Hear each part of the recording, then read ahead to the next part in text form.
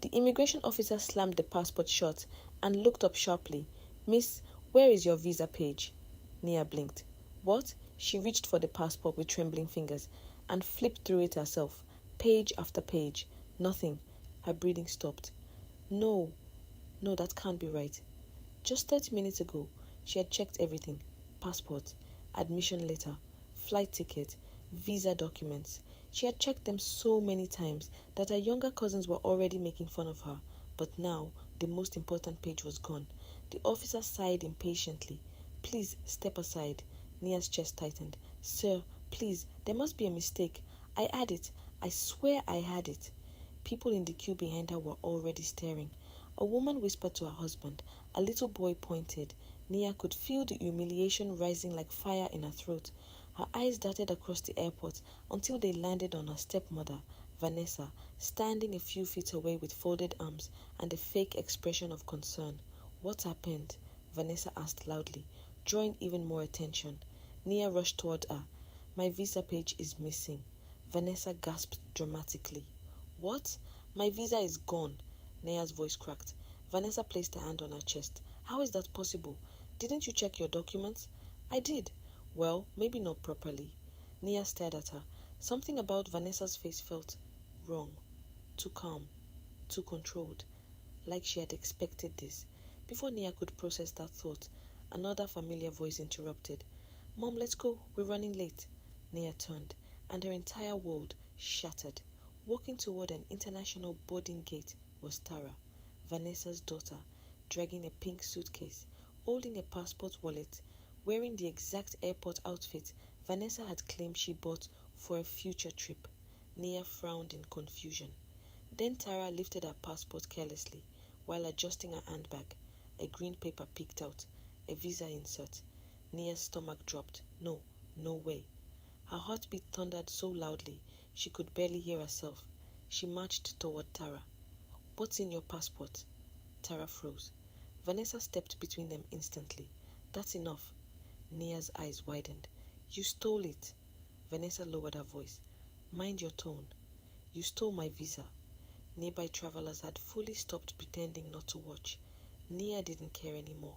4 years of dreaming, 4 years of studying by candlelight during blackouts, 4 years of tutoring neighborhood children just to save money for exams, all for this moment. And now? Vanessa leaned closer. Her voice was ice cold. "Opportunities belong to those who can protect them." Nia stared at her in disbelief. "You did this?" Vanessa shrugged slightly. "My daughter deserves a better life too." Nia let out a broken laugh. "You ruined mine to build hers? Life isn't fair." That sentence hit harder than a slap. Nia looked at her father desperately. He had been silent this whole time, standing there like a statue. "Dad?" He avoided her eyes. "Please say something." Nothing. Her lips trembled. "Dad?" He finally sighed. "Nia, let's not create a scene here." That was it. That was the moment something inside her broke completely. Not because of Vanessa, not even because of Tara, but because her own father had just chosen silence. Again. Nia stepped backward, slowly as tears blurred her vision. Tara adjusted her hair awkwardly. Vanessa straightened Tara's jacket. "Come on, sweetheart. Boarding starts in 10 minutes. Nia laughed bitterly. Sweetheart. That was what Vanessa always called Tara. Meanwhile, Nia had been treated like unpaid labor in her own father's house for years. Cooking, cleaning, babysitting cousins, running errands, and still graduating top of her class. Still earning a scholarship to study nursing in the United States. A future she fought for with everything she had, only for it to be handed over like a family gift. Tara hesitated. For one brief second, guilt flickered across her face. Then it disappeared. She followed her mother. Nia watched them walk away, watched them disappear toward the gate that should have been hers. And something inside her hardened. Not today, not tomorrow, but one day. They would regret this. If you're already angry for Nia, pause for just 1 second and hit that like button. Stories like this remind people how cruel family betrayal can be. And if you haven't subscribed yet, subscribe now because this story only gets crazier. By the time Nia returned home, the news had already spread. Neighbors were whispering. Her aunt called. What happened at the airport? Nia hung up immediately. She locked herself in a room and collapsed onto the floor. Her suitcase still stood neatly packed in the corner. New clothes, winter coats, travel-sized toiletries, a notebook titled My American Dream. She stared at it until tears rolled down her face again. Hours later, there was a knock. Her father entered quietly. Nia didn't look at him. He sat on the edge of her bed. You should eat something. She laughed without humor. That's what you came to say? He rubbed his forehead. Nia, try to understand. She stood up so fast the chair nearly tipped over. Understand what? That the visa situation was unfortunate. Unfortunate, she repeated. He sighed. Shouting won't solve anything. Nia looked at him like she had never seen him before. You knew. His silence answered everything. Her face went pale. You knew. He stood up. It was complicated. No. Her voice was shaking now. No, don't do that. Don't call this complicated. Nia, you let her steal from me. She promised Tara would support the family once she settles abroad. Nia stared at him, stunned into silence. Then she whispered, So you sold my future. He flinched. That's not fair. Fair? She snapped. You want to talk about fair? Her voice rose with years of buried pain. Was it fair when Vanessa made me miss my graduation dinner to clean up after Tara's birthday? He stayed quiet. Was it fair when Tara failed her exams twice and still got private lessons while I studied alone? Silence. Was it fair when I had to beg for transport money to write entrance exams? Still nothing. Nia laughed bitterly. You know what hurts the most? Her father finally looked at her. It's not that Vanessa hates me. A tear slid down her cheek. It's that you let her. That landed. Hard. For the first time all night, guilt flashed across his face, but guilt was useless now. He reached for her. Nia, she stepped back. Please leave my room. He hesitated, then slowly walked out. The door clicked shut. Nia wiped her tears and looked around her room. Everything suddenly felt smaller, like the walls were closing in, like this house had finally become unbearable. Her phone buzzed, message from unknown number. She opened it. It was from her scholarship coordinator. Dear Nia, since you failed to arrive before the deadline, your admission has been withdrawn. Her knees gave out. She slid down against the wall, and for the first time in years, Nia truly had nothing left. No visa, no scholarship, no future plan, just betrayal, and a house full of people pretending her life had not just been destroyed. She looked up at the ceiling and whispered through clenched teeth, You took my opportunity. Her eyes hardened. But you did not take my life. The next morning, the house was unusually quiet. Nia barely slept. Her eyes were swollen, her head heavy, but her mind was painfully clear. She could not stay here, not in a house where her dreams had been stolen, and everyone expected her to simply move on. She dragged her suitcase from the corner and unzipped it. One by one, she removed everything she had packed for America. Winter jackets, sneakers, documents, a tiny Nigerian flag keychain she planned to carry abroad. Each item felt like a funeral. By noon, Vanessa returned from the airport. Alone, she entered the living room, humming. Actually, humming. As if she hadn't just helped destroy someone's future. Nia stood still at the staircase, watching her. Vanessa noticed her and smiled. Oh, you're awake. Nia said nothing. Vanessa removed her sunglasses slowly. I hope you've had enough time to calm down. That sentence nearly made Nia laugh. Calm down. After what she had done, you really have no shame, Nia said quietly. Vanessa shrugged. Being emotional won't change reality. You committed fraud, Vanessa chuckled. Careful with big words. Nia stepped closer. You stole my documents. No. Vanessa crossed her arms. I corrected an imbalance. Nia frowned. Vanessa continued. Tara has always had bigger dreams. Nia stared at her in disbelief. Bigger dreams? She barely passed secondary school. That doesn't matter. It absolutely matters. Vanessa's expression hardened. What matters is blood. There it was. The truth, spoken plainly. Not hidden behind fake politeness. Not disguised as family decisions. Just pure favoritism. Pure cruelty. You were never my responsibility, Vanessa said coldly. I tolerated you because your father insisted. The words hit harder than expected. Even though Nia had suspected it for years, hearing it out loud was different. It made every childhood memory suddenly make sense. Every excluded family outing, every withheld allowance, every insult disguised as discipline. Vanessa leaned closer. You should be grateful you even stayed in this house this long. Nia's hands curled into fists. Grateful, grateful for surviving emotional warfare.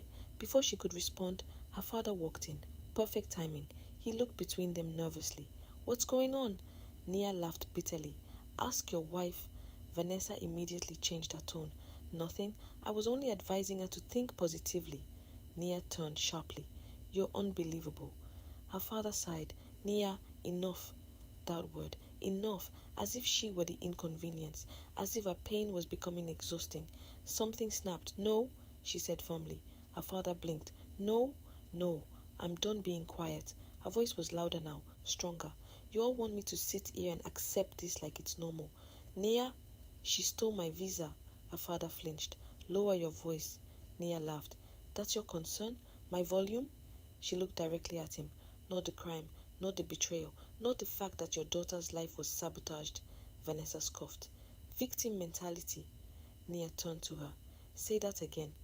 Her tone was so calm it was almost dangerous. Vanessa hesitated. For the first time, maybe she saw something different in Nia. Not the obedient girl she was used to controlling, but someone done tolerating abuse. Nia inhaled slowly. I have spent years begging for crumbs in this house. She looked at her father. I worked for everything I had. Then at Vanessa. And you stole it because your daughter couldn't earn it herself. Vanessa smirked. She's in America now. Stay angry if you want. It changes nothing. Those words settled heavily in the room. Stay angry, as if anger was all Nia had left. But suddenly, she realized something. Vanessa was wrong. Anger could be useful. Anger could become fuel. Nia nodded slowly. You're right. Vanessa frowned, confused. Nia picked up her suitcase. This changes nothing today. Then she looked directly into Vanessa's eyes. But one day, you'll wish you never touched my passport. Without W. Without waiting for a response, she walked toward the front door. Her father panicked. Where are you going? She didn't stop. Away from all of you. Nia, don't be dramatic. She turned. That word again. Dramatic. As if pain was performance. As if betrayal was inconvenience. She smiled bitterly. Watch me. And then she left. No goodbye. No hesitation. Just one suitcase and a shattered dream. She stayed temporarily with her best friend Ada. The apartment was tiny, hot, crowded, but peaceful. For the first time in years, Nia could breathe. That first week was brutal. Reality settled in. Her scholarship was gone. Her admission was cancelled. Her savings had been depleted by application fees, exam costs, and travel prep. She was starting from zero. Actually less than zero, because zero at least came without trauma. One evening, Ada found her staring blankly at her laptop. You've barely spoken all day. Nia sighed. I don't know what to do next. Ada sat beside her. Then do what you always do. What? Figure it out. Nia gave her a tired look. That's not a plan. No, but it's your pattern. Ada smiled slightly. You've survived worse. Nia thought about that. Had she? Maybe. Maybe this was just another version of survival. Different battlefield. Same fighter. Ada nudged her shoulder. You still have your brain. Nia laughed weakly. That's comforting. I'm serious. Ada pointed at the laptop. You were smart enough to get international admission once. You can build something else. Something shifted. Small, but noticeable. Not hope exactly, but direction. That night, Nia made a list. Skills she could learn. Jobs she could apply for. Courses she could afford. No fantasy. No emotional spirals. Just action. By the next morning, she was applying for receptionist jobs, call center jobs, admin assistant jobs, anything. 2 weeks later, she got hired at a small private clinic. Pay was terrible. Hours were worse, but it was a start. Her routine became brutal. Clinic work during the day, online courses at night, sleep when possible, repeat. Months passed. Then one night, after an exhausting shift, Nia checked social media. New photos uploaded. Tara, standing in front of a university building in the United States, smiling, designer handbag, caption, living my dream. Nia stared at the post. Her jaw tightened. Thousands of emotions fought inside her. Jealousy, rage, grief, humiliation. But beneath all of it was something stronger. Resolve. She clicked off the app, opened her laptop, and continued studying. Because while Tara was busy performing success, Nia was building it, quietly, painfully, brick by brick.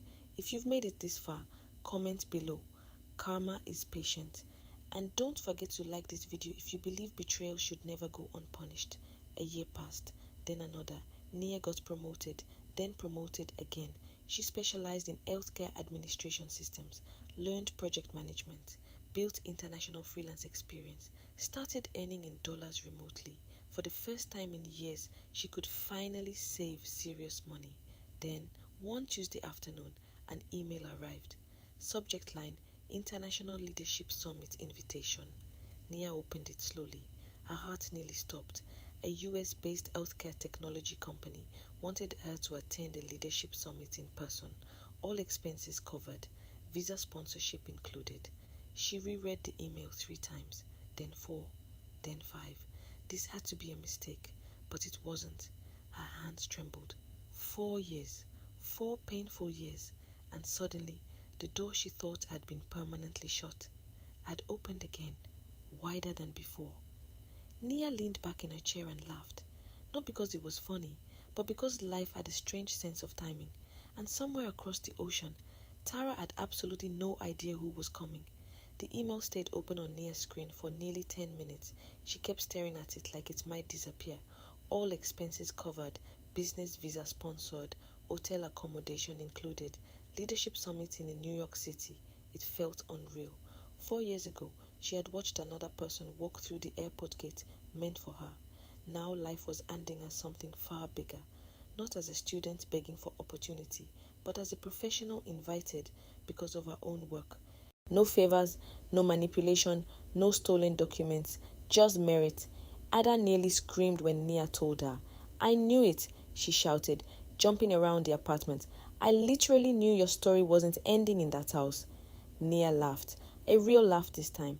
Not bitter, not forced, light, free. "You should call your father," Ada suggested. Nia immediately shook her head. "No, you don't want them to know?" Nia zipped up her laptop. Not yet. And honestly, not because she wanted revenge. At least, that's what she told herself. But deep down, a small part of her wanted something else. A moment, a single perfect moment, where life itself would deliver the message she had waited 4 years to send. You should never underestimate delayed consequences. Sometimes karma takes the scenic route. Weeks later, Nia arrived at the airport again. Same country, different version of herself. This time, there was no family, no fake smiles, no emotional baggage disguised as relatives. Just her passport, her actual visa, and peace. At immigration, the officer stamped her passport and smiled. "Welcome to the United States." That simple sentence nearly made her emotional, not because of the country, but because she had made it here on her own terms. She walked through the airport slowly, almost absorbing the moment. Every step felt symbolic, like reclaiming stolen ground. The Summit Hotel was elegant, tall glass walls, business professionals everywhere, name badges, networking sessions. Everything looked like the kind of life she once thought only existed for other people. Nia checked in, took the elevator up, and entered her room. She dropped her suitcase and stood by the window. City lights stretched endlessly below. She smiled. "You did it." Not Vanessa, not Tara, not her father. Her. The next day, the summit began. Panels, workshops, executives, industry leaders. Nia fit in surprisingly well, not because she was pretending, but because she had actually earned her seat. During lunch break, she stepped away from the conference hall and headed toward a cafe inside the building. She was reviewing notes on her phone when someone bumped into her. "Oh my God, sorry." The voice froze. Nia looked up and nearly laughed. "Tara." For a moment, neither of them moved. Tara blinked several times like her brain was lagging. "Naya?" Nia tilted her head slightly. "Hi, Tara." The silence was almost comical.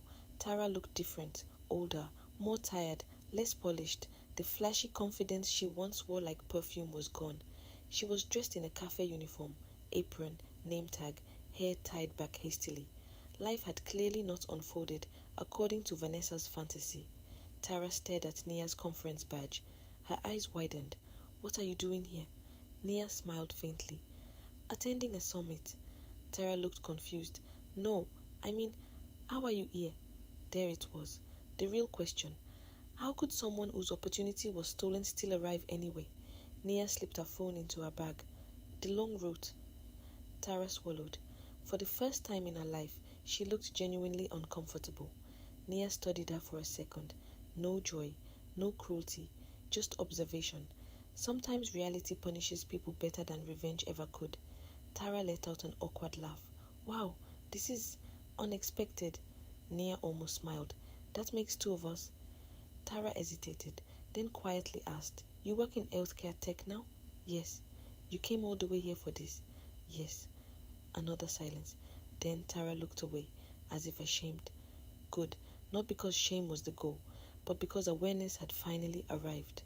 Nia was about to leave when Tara suddenly said, Mom still talks about you. That stopped her. Oh? Tara nodded. She thinks you hate her. Nia gave a dry laugh. How observant. Tara looked embarrassed. Then, as if possessed by poor judgment, she pulled out her phone. You should say hi. Before Nia could object, Tara had already initiated a video call. Vanessa answered almost instantly. My dear, are you done with your shift? Did you? She stopped. Her face froze, because standing beside Tara was Nia, confident, elegant, wearing a summit badge in an American hotel. For once in her life, Vanessa had no script, no prepared manipulation, just pure shock. Her mouth opened slightly. Nia? Nia smiled politely. Hello, Vanessa. Vanessa blinked rapidly. How are you there? Same question. Different person. Interesting. Nia crossed her arms. Funny story. Vanessa looked rattled. This doesn't make sense. Nia nodded. I'm sure that's frustrating for you.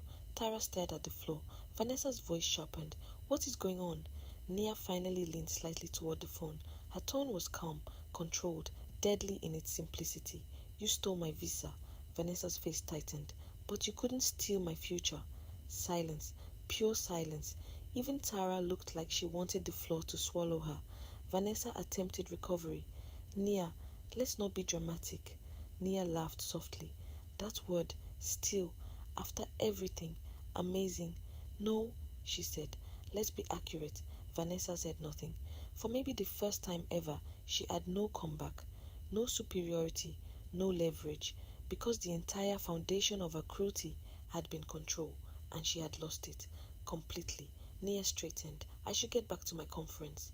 Vanessa finally found her voice. Wait. But Nia was already done.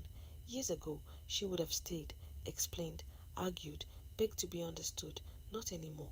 She looked directly at Vanessa one last time. Take care. Then Tara. Good luck. And she walked away. Just like that. No screaming. No revenge speech. No dramatic collapse. Just closure. Elegant, simple closure. That evening her phone rang. Dad, of course. She stared at the screen, then answered. Nia? His voice sounded older, smaller somehow. I heard you're in America. She smiled faintly. News travels fast. He sighed. I owe you an apology. Years late, but still. She let him continue. I should have protected you. Yes, he should have. I was weak. Also true. Silence stretched between them. Finally, Nia said, I spent years waiting to hear that. I know. Another pause. Then he asked softly, Can you forgive me? Nia looked out at the city lights. Forgiveness was complicated, not because she wanted revenge, but because healing had happened without them, without apologies, without accountability, without family. I'm not angry anymore, she said honestly. His breathing shifted, but things can't go back. He sounded hurt. She didn't feel guilty. Consequences were not cruelty. They were simply outcomes. I understand, he said quietly. And for once, maybe he actually did. After the call, Nia stood alone by the hotel window again. 4 years ago, her life had been shattered in an airport. Today, she was in the very country she once cried herself to sleep over. Not because life had been fair, but because persistence had outlived betrayal. If there's one lesson in this story, it's this. Someone can delay your journey. They can sabotage your plans. They can even celebrate while you suffer. But what is truly yours may take longer to arrive, but it often arrives better than you imagined. So, if you enjoyed this story, hit that like button, subscribe for more emotional drama stories like this, and comment below, would you forgive a parent who let this happen to you? Nia closed the curtains, smiled to herself, and prepared for tomorrow, not as a victim, but as proof that stolen opportunities do not equal stolen destinies.